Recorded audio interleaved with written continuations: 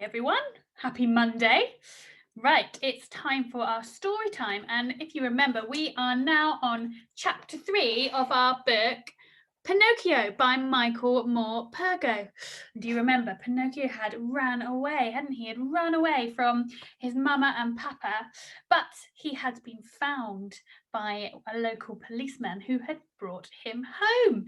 And Pinocchio hadn't got on very well, had he, when he'd been on his own? He had lost his feet because he fell asleep in front of the fire. But Geppetto has made him some brand new feet, and he has made him some lovely new school uniform so he looks smart when he goes to school. And do you remember, he also sold his coat so that Pinocchio could have the school book that he needed for school because he is such a kind man. So, chapter 3, a puppet show and a sneezing fire eater. I couldn't have been happier or more excited the next morning as I said goodbye to Mama and Papa and set off to school in my brand new clothes with my ABC under my arm. I'd worked it all out. Today I'd learn to read, just like that, lickety-split. Tomorrow I'll learn to write, easy. The day after tomorrow I'll learn all the arithmetic there is to learn, simple, easy as falling off a log. Then I'll leave school and I'll be able to earn whack loads of money, carloads of it. Then in a week or so, I'll be able to buy Papa a new coat, no patches, with buttons of gold and the mother of pearl. No one deserves it more after what he's done for me. And I'll buy a nice fine silk dress for Mama and diamonds. She'll have all the diamonds she wants. I'll make them so proud of me. I'll make me proud of me too. My head was full of these dreams as I skipped off down the hill towards school. But just then, not far away, I heard the sound of music. It sounded like pipes and drums. Tiddy ta-dum, tiddy ta-dum, ta-dum, tiddy ta-dum. It echoed through the town. The trouble was that the school was one way and the sound of the band was the other way. I hummed and hawed, I dallied and dithered. I knew I shouldn't really go that way. I should go to school, be a good boy, and that Mama and Papa would be so disappointed if I didn't. But the music was so exciting. The pipes thrilled and the drums pounded, and I couldn't seem to help myself. I turned my face away from school. I could do school tomorrow, I thought. Mama and Papa won't know. And then I ran clippity cloppity down the street towards the sound of the band. All thought of school now was quite out of my mind. As I reached the town square, I saw a huge tent with a great big sign above it, which I couldn't read, of course. There were crowds everywhere. The man standing next to me looked like a gentleman who could read. He was dressed in a smart coat and hat, and he was carrying a silver-topped cane. "Excuse me, sir, but what does that sign say up there?" I asked him. "It says greatest puppet show in the world. Just your sort of show by the look of you," he said, laughing. "When does it start?" "Right now. Tickets are for sale over there." "And how much does it cost?" "4 pence." By now, wild horses wouldn't have stopped me going in. I could hear the audience clapping and cheering. "Please, sir," I said, "I haven't got 4 pence, but I've got this coat of mine and my hat. You can have my shoes too if you like." "What use are they to me?" the gentleman scoffed. "You're just a little puppet, tiny. Nothing you have would fit me. Besides, as you see, I have a coat, hat, and shoes already." I still can't believe what I said next. "What about this book of mine, sir?" I said. "It's brand new from the shop yesterday, an ABC book, and it's never ever been used." The gentleman took it from me and looked through it. "Very well," he said at last. "My little boy will soon need a book just like this for school. It's a deal." And he gave me 4 pence. I looked down at the coins in my hand, and I felt so ashamed of what I had done. But shame, I discovered, soon passes. The music was thumping away, the crowds were roaring inside the tent. I ran in straight to the front row and sat down. And what a show it was! Punch and Judy were up there on the stage, hammering merry hell out of each other. Biff bop, biff bop, ouch, ee, ow, biff bop. Like everyone else in the audience, I was howling with laughter at their insults and antics. But then, quite suddenly, Punch stopped. And Judy stopped. They were both looking straight at me. "A puppet!" they cried. "There's a puppet out there in the audience, up on stage with you." "Come on, brother, come up you come. You belong up here in the limelight where everyone can see you." I was over the moon. Imagine me on the stage. The whole audience began chanting for me. So I went. With one bound, I leapt onto the conductor's head.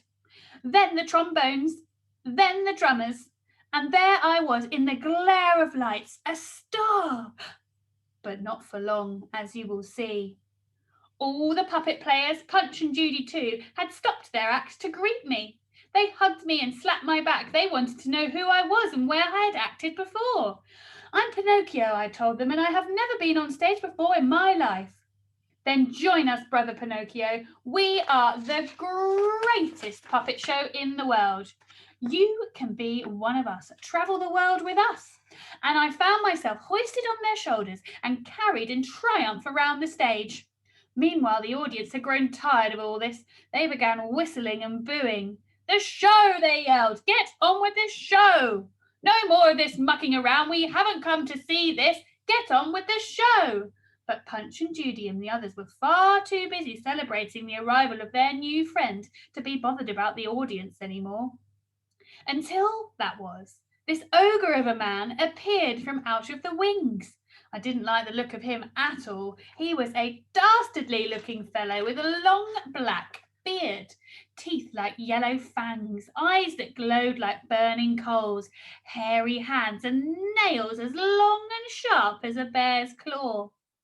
"Watch out, Pinocchio," the puppets whispered. "He's the fire eater. He can be every bit as nasty as he looks." "You!" he roared. He had the voice of an ogre too, and his breath smelled of rotten fish. Like all the other puppets, I was so transfixed with fear that I couldn't move. I couldn't run, so it was all too easy for him to catch me up. He held me close to his mouth, close enough to see the wobbly red bit in the base of his throat. "You, puppet, you look as if you're made of well-seasoned wood. Cherry wood, I'd say. Yes, you'll burn very nicely indeed. Just what I need for my cooking fire. I have a fine fat lamb turning on the spit right now. If I throw you in the fire, you'll finish the roasting off perfectly." I was wriggling like an eel and screeching like an owl. "Please, sir, I have only just been born, sir, and I don't want to die. Please, sir, Mr. Fire Eater, be kind, be merciful, I beg you. I'm a good puppet. I can do anything." But the Fire Eater shook his head. "Into the fire with you. I've got quite enough puppets as it is." If my newfound puppet friends hadn't come to my aid at that very moment, I should have ended up in the fire, and that would have been the end of my story. Punch and Judy, frightened though they were of this ogre of a man, begged and begged him. "Burn us instead," they cried. "Pinocchio is only young. You could train him up, signor. Teach him tricks. He's strong. He's clever. He'll learn. He can be the star of the show." I could feel the flames on my back by now. I was that close to the fire. "Please, signor, they'll come from miles around to see Pinocchio," said Punch. "Please, signor, you'll make lots of money," cried Judy. "They don't want to see just any old Punch and Judy show. Pinocchio is a new kind of puppet, a boy puppet, unique, the only one like it in the world." At that point, the Fire Eater paused and looked down at me, examining me closely. "Maybe you're right," he said. "Maybe." And then he sneezed loudly, violently again and again. I was terrified. I thought at any moment he might drop me on the fire. "A good sign," Punch whispered to me. "He only sneezes when he's feeling kind. Say 'bless you, signor.' It'll make him feel even kinder towards you." "Bless you, signor," I said again and again, every time he sneezed. As he finished sneezing, a beaming smile came over his face, so that suddenly he seemed not nearly so ugly as before.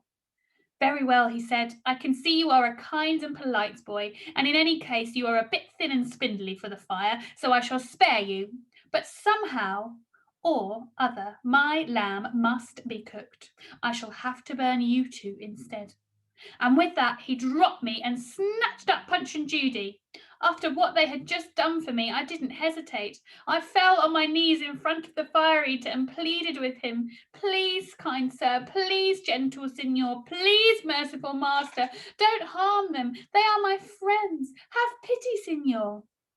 "I am hungry, and I like my lamb well cooked," he replied, kicking me aside with his boot. "Out of my way." I tumbled over and found myself sitting between the spit and the fire eater. I leapt to my feet and held up my arms. "Then I shall die with them in the flames, sir, so that you can have your lamb well cooked. Tie me up and throw them in with me." What had come over me? Here I was on the spur of the moment, offering to sacrifice my life for friendship. I'd never done anything brave or even said anything brave. To my great relief, I saw the fire eater's face softening. He was smiling down at me again. "What a kind and courageous little boy you are, Pinocchio. Any man would be lucky to have such a brave son as you. I shall have my lamb pink today, half cooked. It's very good that way anyway, I'm told, and I shall burn no puppets. Off you go with your friends, Pinocchio. Have fun." And that's just what we did. On the stage that night, we held a puppet party, singing and dancing all night long, and I was the hero of the hour. I liked being liked. I liked being a hero. In fact, I liked it so much that when the fire eater asked me to join the troupe of puppets and learn to act and dance alongside my puppet friends, I was over the moon with joy. But then, after a few weeks had gone by, I began to feel homesick. Though I was happy enough among my new friends, I could not put it out of my mind that just how mean I had been to Papa. He'd sold the coat off his back to buy me my ABC book, and what had I done with it? I could hardly sleep at night for thinking about them. How badly I'd treated them. How sad they would both be without me. I missed them more and more each day, and at last made up my mind to confess my whole story to the fire eater and my puppet friends. As they listened, the fire eater wept buckets and sneezed repeatedly. When I'd finished, it was he who spoke up. "We have all come to love you like our own, little Pinocchio," he sniffed. "Of course we understand you must go home where you belong. So take these 5 gold coins with you for your poor mamma and papa. They have greater need of money than I."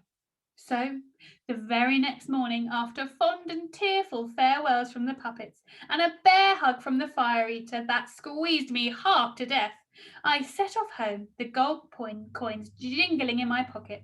I was sad to leave, in a way, but at the same time happier than I had ever been in all my life, because I knew I was going home to Mamma and Papa to say sorry, to ask for forgiveness. For a change, I was doing the right thing. Right. Well, that's chapter 3 done. Chapter 4 is called 5 Gold Coins and a Strange Meeting with a Lame Fox and a Blind Cat. Oh my goodness me, I wonder what mischief Pinocchio is going to get up to in our next chapter. Hope you enjoyed our story for today, and I'll see you tomorrow for the next